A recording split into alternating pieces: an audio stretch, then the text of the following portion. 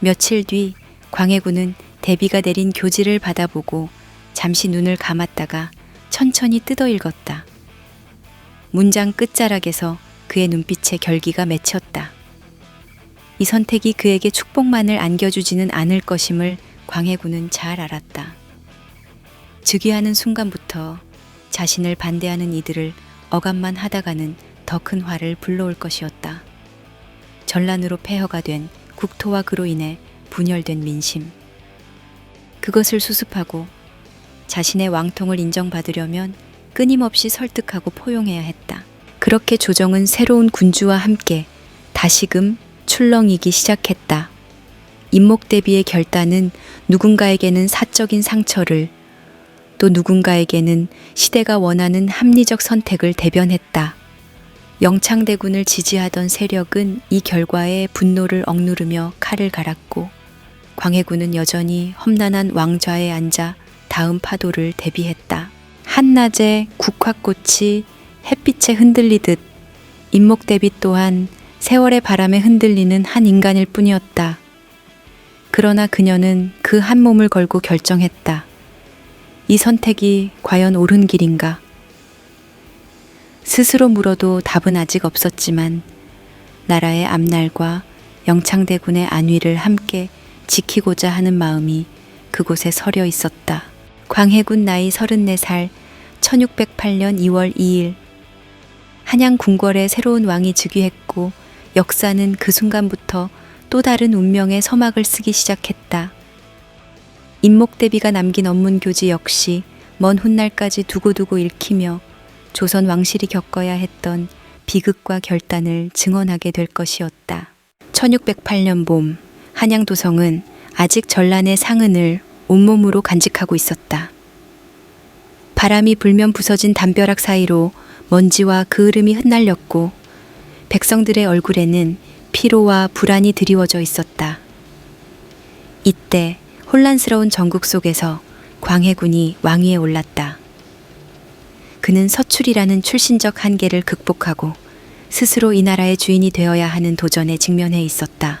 광해군은 즉위 초부터 조정의 기풍을 바로잡는 데 주력했다. 임진왜란 이후 정치적 당파 싸움이 골 깊게 파인 조정은 마치 오래된 제방에 균열이 간 것처럼 불안정했다. 광해군은 그 균열을 봉합하기 위해 기존에 대립하던 붕당의 인재들을 두루 등용하는 결정을 내렸다. 대북파를 중심으로 했지만 그는 남인 이원익을 영의정으로 삼는 과감한 결단을 내렸다. 어느 맑은 아침, 이원익은 경복궁 인정전 뜰에서 광해군을 아련했다. 인정전 문턱을 지나며 먼지 앉은 기둥과 금빛을 잃은 단청이 시야에 들어왔다. 이원익은 깊은 예를 갖추어 머리를 조아렸고 광해군은 가볍게 손을 들어 그를 일으켰다. 대감, 전란의 상처가 이토록 깊을 줄은 나도 예상치 못했소. 백성들의 고통이 점점 커지고 있다는데 이제 어떻게 해야 이 나라를 다시 세울 수 있을까? 그의 목소리는 낮고 단호했다. 이원익은 주름진 얼굴에 근심 어린 미소를 띠고 대답했다. 폐하, 민생을 도모하지 않고서는 왕권도 안정되지 않을 것입니다. 백성들은 굶주리고 누각들은 무너져 내려 외형만 겨우 남았습니다. 민심을 달래고 세제를 개혁하여 백성의 부담을 줄이지 않으면 미래는 없습니다. 광해군은 조용히 고개를 끄덕였다. 대감의 말씀이 옳소. 이제 궁궐을 다시 짓고 나라의 기틀을 바로 세우는 일부터 시작하겠소. 그리고 백성들의 공납 부담을 덜어주는 새로운 법을 마련할 것이오. 모두가 반대하더라도 나는 밀고 나가겠소. 며칠 후 광해군은 직접 무너진 궁궐 재건 공사 현장을 찾았다. 마치 검은 재를 뒤집어 쓴 듯 어두운 터전 위로 장인들이 지붕 기와를 올리고 새 기둥을 세우느라 분주했다. 광해군은 땀에 젖은 관을 벗고 사방을 둘러보았다. 목수들이 톱질하는 소리, 먼지 자욱한 공터에서 일하는 인부들의 헛기침, 대장장이들이 쇠를 벼리는 맑은 소리가 뒤섞여 있었다. 이 궁궐은 단지 왕이 기거하는 곳이 아니라 이 나라가 다시 일어설 중심이 될 것이오. 그의 말에 장인 한 사람이 눈길을 들어 왕을 바라보았다. 헌 칼자루를 쥐고 있던 그 장인은 더 이상 굶주리지 않고 일할 수 있다는 희망으로 광해군을 향해 가볍게 목례했다. 그 작은 제스처가 광해군에게는 백성들의 마음을 느끼는 순간이 되었다. 이윽고 광해군은 대동법 실시를 선포했다. 오랜 세월 동안 백성들을 올감했던 공납의 폐단을 없애고 모든 지역에서 일정량의 쌀이나 화폐, 천을 바치도록 하는 제도였다. 조정의 일부 대신들은 거세게 반발했다. 폐하, 전통을 뒤집는 일입니다. 토호들과 향촌 세력의 저항을 어찌 감당하시겠습니까? 광해군은 굳은 표정으로 응수했다. 누군가는 이 고통의 고리를 끊어야 합니다. 저항이 있다면 내가 모두 감당하겠소. 백성들이 피눈물을 흘리는 것을 더 이상 볼 수 없소. 그날 이후 조정에서는 서인, 남인, 대북 등 붕당을 뛰어넘어 능력 있는 인재들이 곳곳에 배치되었다. 밤늦은 회의실에서 이원익은 뜨거운 차를 마시며 광해군에게 말했다. 피예하, 이렇게 각 붕당의 인재를 두루 등용하는 것은 분명 위험을 감수하는 일입니다. 그러나 폐하께서는 누구보다 공정하고 실용적인 길을 택하셨습니다. 이제 조정은 하나의 배와 같고 우리가 서로 노를 저 앞으로 나아가야 합니다. 광해군은 고개를 끄덕였다. 문 밖에는 고요한 달빛이 깔리고 촛불은 가냘픈 불꽃을 흔들고 있었다. 내가 이 왕좌에 있는 동안 조선을 새로운 방향으로 이끌겠습니다. 누가 누구의 편인지 묻기 전에 이 나라를 다시 일으킬 방도를 모색할 것이오. 얼마 지나지 않아 백성들의 평가는 서서히 변하기 시작했다. 무너진 왕궁에 새로운 기와가 얹히고 대동법으로 생필품과 세금 부담이 줄어들자 가난한 농민들의 눈빛에는 옅은 희망이 떠올랐다. 저잣거리에서 장사하던 한 상인이 입을 열었다. 폐하께서 비록 서자라 하나 우리를 위해 이렇게 애쓰고 있지 않은가. 전란 후에 이렇게 나라꼴이 바로잡히는 것을 보니 우리에게도 앞날이 있을 것 같소. 밤이면 광해군은 궐 안 자신의 서재에 홀로 앉아 문서를 검토했다. 장작불 흔들리는 빛 아래 그는 붓을 잡고 명령서를 작성했다. 자신을 왕위에 올린 운명의 흐름, 서자의 한계를 극복하고자 하는 굳은 의지, 백성들을 편히 숨 쉬게 하고 싶은 간절함, 모든 감정이 잉크로 녹아나 종이 위에 새겨졌다. 나는 서자 출신이라 그들 기준에선 부족할지 모르나 이제 이 나라의 운명은 내 손에 달려 있다.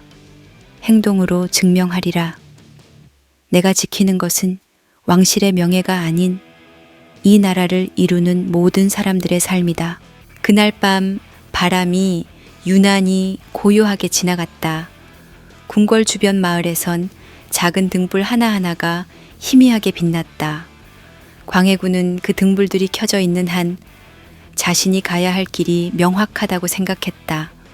전란 이후 황폐해진 조선은 이제 조금씩 새로운 희망의 싹을 틔우고 있었다. 한양의 늦봄은 묘한 긴장감으로 가득 차 있었다. 아직 아침 햇살이 경복궁의 기와를 비추기 시작할 즈음 명나라 사신단의 행렬이 묵직한 발소리를 내며 궐 안으로 들어섰다. 사신들의 얼굴은 단호하고 그들의 시선은 예리했다. 궁의 대청마루에서 조선의 대신들은 자신들의 숨소리조차 삼키며 그들을 맞이했다. 이번 방문은 단순한 예법을 갖춘 축하가 아니었다. 그것은 광해군이 진정한 왕으로서 정당한 통치자로서 조선을 이끌 자격이 있는가를 검증하는 순간이었다. 궁궐 한켠의 침전 그 안은 적막했다. 광해군은 홀로 앉아 긴 밤을 지새우고 있었다. 바람이 불어와 문사를 흔들 때면 그 소리가 그의 고뇌를 깨우는 듯 했다. 그는 손끝으로 어둑한 방 안의 문서를 더듬으며 스스로에게 묻고 또 물었다. 나는 이 왕좌에 오르기 위해 무엇을 감수했나? 내가 이 자리를 차지한 것은 왕자들 중에서 가장 적합한 인물이라서가 아니라 운명과 권력 다툼이 빚어낸 일종의 결과일 뿐인가? 그는 서자이자 차남이었다. 그 사실은 광해군에게 예리한 가시처럼 마음속에 박혀 있었다. 왕위는 단순한 혈통으로 결정되지 않는다는 것을 그는 알고 있었다. 하지만 현실은 혹독했다. 선조의 적자인 영창대군의 존재가 너무도 선명하게 그 앞에 서 있었다. 영창대군이 생존하는 한 광해군의 왕권은 흔들릴 수밖에 없었다. 왕좌를 둘러싼 음모와 의심, 명나라 사신들의 날카로운 질문, 조정 내의 불신의 그림자가 그를 옥죄었다. 사신단이 도착하자마자 그들은 광해군의 즉위 과정에 대해 낱낱이 파헤치기 시작했다. 대북파 신하들이 조심스럽게 대답했지만 사신들은 의심을 거두지 않았다. 우리는 듣기로 선조 대왕의 직접 교서가 광해군 폐하께 전달되지 못했다 합니다. 대비마마께서 언문 교지를 내리셨다지요. 또한 적자인 영창대군의 존재도 확인해야겠습니다. 그들의 언행은 마치 허리춤에 감춘 비수를 한치의 망설임 없이 꺼내드는 듯 날카로웠다. 광해군은 대청 끝자락에 앉아 그들의 말을 들으며 입술을 깨물었다. 영창대군의 이름이 다시금 공기 중에 떠돌았다. 그 이름은 음침한 그림자처럼 광해군의 뒷목을 쥐고 놓아주지 않았다. 그날 밤 광해군은 침전에서 한 모금의 술을 삼키며 어둠 속에 잠긴 한양을 바라보았다. 신뢰를 밝히는 초 한 자루가 흔들릴 때마다 그의 마음 또한 출렁였다. 이 자리에 오기 위해 그는 수많은 대가를 치렀다. 인목 대비의 언문 교지, 선조의 교서 은폐, 권신들의 음모와 모략이 뒤얽힌 혼란스러운 권력 승계. 그는 결국 이 왕좌에 앉았지만 명나라 사신들의 눈과 조정 대신들의 속내, 그리고 백성들의 불안한 시선이 그를 애워싸고 있었다. 나는 내가 진정한 통치자인가? 나라를 진정 구하는 자인가? 아니면 그저 자신의 안위를 위해 왕관을 붙든 자인가? 그러나 그는 자신을 결코 약자로 남겨두지 않았다. 책상 위에 놓인 선조의 교서 사본을 뚫어지게 바라보며 그는 스스로에게 말했다. 내가 서자라 해도 이 나라를 재난으로부터 구한 것은 사실이다. 적자가 아니더라도 내가 이 자리에 오른 것은 나의 능력과 의지 때문이다. 이 자리를 함부로 내어줄 수 없다. 내 왕좌는 나의 것이며 누구도 나를 끌어내리지 못할 것이다. 다음 날 광해군은 명나라 사신단과의 만찬에 참석하며 주도 면밀하게 대응했다. 말 한마디 한마디를 신중히 골랐다. 그는 자신의 즉위 과정을 설명하고 명나라와의 우호를 유지하려 애썼다. 사신들의 얼굴에 비치는 의심을 잠재우려는 듯 광해군은 한치의 망설임 없이 답했다. 그러나 그의 마음 한구석에서는 여전히 갈등이 불타올랐다. 내가 이 나라를 안정시키기 위한 것이 맞는가? 아니면 한낱 권력 자리에 매달려 스스로 정당화를 하는 것인가? 그렇게 광해군은 밤낮으로 흔들리는 마음과 싸워야 했다. 한양의 밤바람이 창문 틈새로 스며들어 그의 뺨을 스쳤다. 왕이라 불리는 이름 뒤에 숨겨진 수많은 의심과 외로움, 그리고 결단의 무게가 그를 짓누르고 있었다.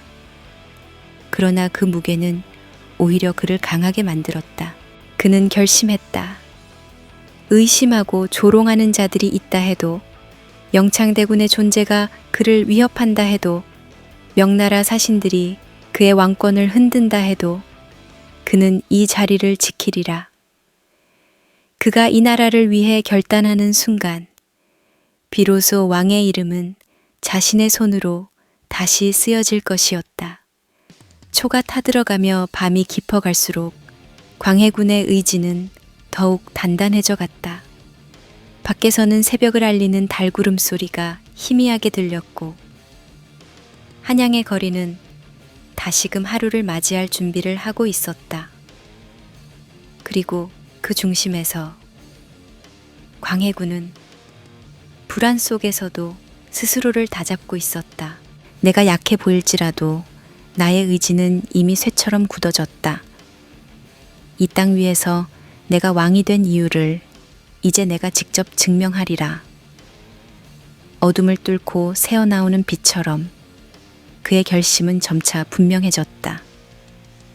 이제 광해군은 흔들리는 왕좌 위에서 결코 무너지지 않고 오히려 더욱 단단한 기반을 다져나갈 준비가 되어 있었다.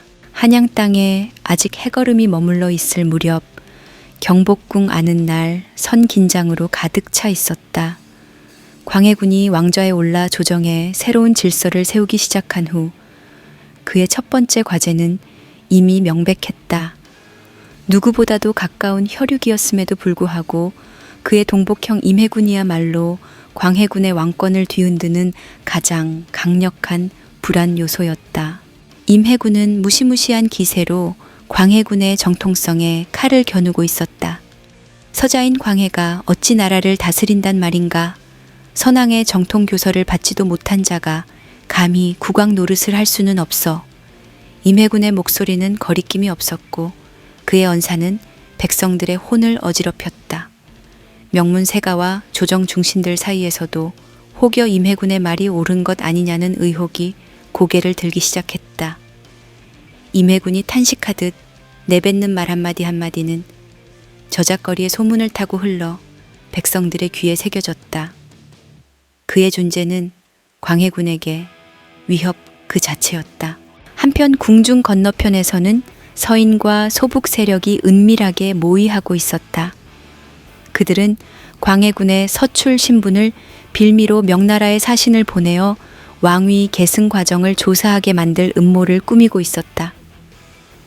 대북파 인사들이 서둘러 광해군 앞에 무릎을 꿇고 사정을 전하자 광해군은 음침한 목소리로 되뇌었다. 그들이 명나라를 끌어들여 나를 흔들려고 한다면 먼저 내부의 적을 제거해야 한다. 임해군이 살아있는 한 광해군의 왕권은 음모의 소용돌이에 휩쓸릴 운명이었다. 대북파의 대표자인 정인홍이 허리를 깊이 숙여 진언했다. 폐하 임해군을 유배 보내십시오. 그가 더 이상 폐하의 정통성을 훼손하지 못하도록 해야 합니다. 한순간의 자비가 나라를 뒤흔들 수도 있습니다. 광해군은 굳은 얼굴로 고개를 끄덕였다. 한때는 형제였음을 상기하자 가슴 한켠이 저릿해졌지만 함께 선조의 그늘 아래 자라던 시절은 이미 잔인한 권력 다툼의 칼끝 앞에서 무력했다. 며칠 뒤 광해군은 조정에 나아가 단호하게 선포했다. 임해군은 민심을 어지럽히고 조정과 백성들에게 해를 끼쳤다. 그를 유배 보내고 다시는 혼란을 일으킬 수 없게 하라. 엄숙한 분위기 속에서 임해군의 체포령이 떨어졌다. 군사들은 임해군의 거처로 들이닥쳤고 억류된 임해군은 포박된 채로 유배지로 끌려나갔다. 가마 속에서 임해군은 분노에 떨며 외쳤다. 광해야, 너는 결코 정통성이 없다. 적통도 아닌 네가 이 나라를 어디로 끌고 갈지 뻔하다. 네가 어찌 왕이라 할 수 있느냐.